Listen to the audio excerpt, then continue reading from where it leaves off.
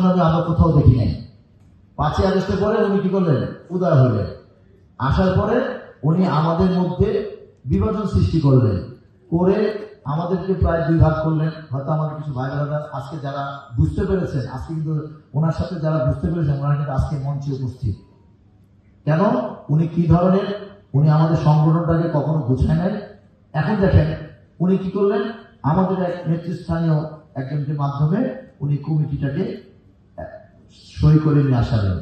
কিন্তু দেখেন বলা হলো যে এখানে পতিত সরকারের কোনো ফ্যাসিস্ট এখানে থাকতে পারবে না, এবং এটা বলেই কমিটি নিয়ে আসলো। অথচ ওই কমিটির মধ্যে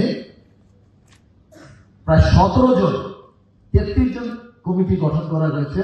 এই কমিটি 17 জনের মধ্যে, মানে কমিটি 33 কমিটির মধ্যে 17 জনই ফ্যাসিস্টের। আমাদের কাছে ছবি সহ আমরা 23 জন। দেখেন 33 জনের মধ্যে কি কমিটি গঠন করা হয়েছে? 33 জনের মধ্যে 23 জনই হচ্ছে ফ্যাসিস্টের সাথে, যাদের ছবির সাথে সংশ্লিষ্ট, তাদেরকে দিয়ে কমিটি করা হয়েছে। আবার কাদের মধ্যে এই কমিটি করা হয়েছে? যারা বিগত সময়ে 14 বছরের আন্দোলন সংগ্রামে তাদের ন্যূনতম একটা ছবি দেখাতে পারবে না, নতুন ভাবে আসা তাদের কিছু লোকদেরকে দিয়ে এই কমিটিতে অন্তর্ভুক্ত করেছে। এখন আজকে আসলে নিজেরটা নিজে বলা ভালো না, তারপর আমার বলতে হয়, আমি ছাত্র নেতার একটা ইউনিট পর্যায়ে থেকে আসা ছেলে। আমি যে পদ পদবি ধারণ করেছি, যে মামলা মোকদ্দমা আমি খেয়েছি, চাকরিতে সাসপেন্ড হয়েছি, এইগুলো যদি বলি, এই বাংলাদেশে আমি চ্যালেঞ্জ করে বলবো, বাংলাদেশের ডিপ্লোমা ইঞ্জিনিয়ারদের মধ্যে আমার চেয়ে বেশি সাংগঠনিক এবং ত্যাগী যদি কোনো দেখা যাবে, কালকে থেকে আমি বিএনপি রাজনীতি থেকে ইস্তফা দিয়ে আমি চলে যাবো, কখনো বিএনপি আমি করবো না। আমি তাদের সাথে বুঝি, কিন্তু আমাদেরকেও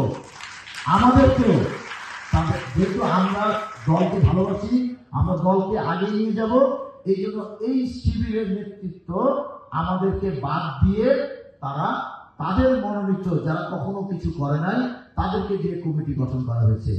আজকে সেই প্রতিবাদ স্বরূপ দেখবেন, এই যে আজকে আমাদের যে বিভাগীয় সাংগঠনিক সমাধান, তারা কিন্তু, আমরা কিন্তু গতকাল যাদের কমিটি দিয়েছি, এখানে সকল দেখেন কমিটি কিন্তু 33 জন, এখানে সকল সিনিয়র নেতৃত্ব এখানে আছেন উপস্থিত, সবাই বিভাগীয় প্রেসিডেন্ট, সেক্রেটারি, বিভাগীয় পর্যায়ে আমাদের আমাদের সাথে একত্রতা প্রকাশ করেছেন রাজশাহী বিভাগের সকল নেতৃবৃন্দ, বরিশাল বিভাগের সকল নেতৃবৃন্দ, চট্টগ্রাম বিভাগের সকল নেতৃবৃন্দ, রংপুর বিভাগের সকল নেতৃবৃন্দ, খুলনা বিভাগের সকল নেতৃবৃন্দ।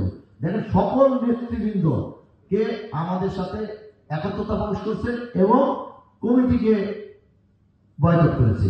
আজকে সকল বিভাগের প্রতিনিধি আপনাদের সামনে উপস্থিত, সাংবাদিক ভাইদেরকে আমরা বলতে চাই যে দেখেন, আজকে আমরা এটা আমাদের দেশনায়ক তারেক রহমানের কাছে আমাদের আকুল আবেদন। আজকে দেশ, আপনি যেভাবে কষ্ট করে আজকে যেভাবে দলকে সুসংগঠিত করেছেন, আজকে কিছু ব্যক্তির কারণে আপনার আজকে দলটাকে ধ্বংসের পায়তারা করেছে।